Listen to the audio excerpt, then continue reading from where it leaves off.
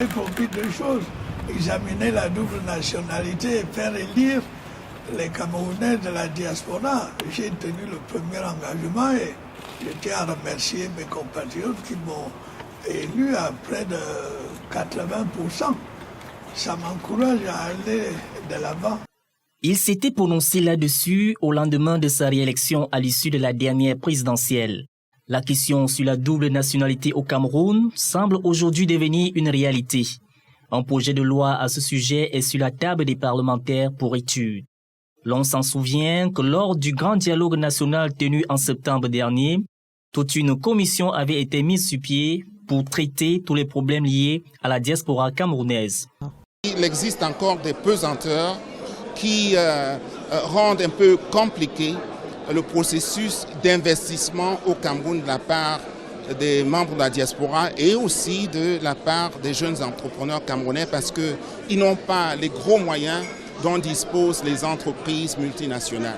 L'article 81 de l'actuel avant-projet de loi, consigné dans un document de 421 pages comportant 1245 articles et portant code des personnes et de la famille, stipule que tout Camerounais justifiant d'une haute nationalité conserve sa nationalité camerounaise, sauf réputation de celle-ci.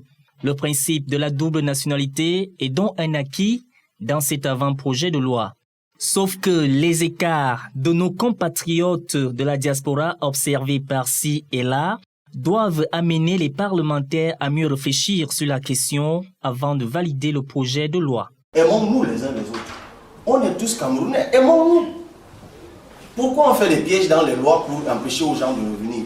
La seule nuance que nous, on est en train de réfléchir là-dessus, qu'on veut apporter, c'est qu'on s'est rendu compte malheureusement avec ce système que réinstaurer la double nationalité totale tout de suite serait aussi un piège à con. Parce qu'il y a plein de gens qui utilisent maintenant la double nationalité comme refuge.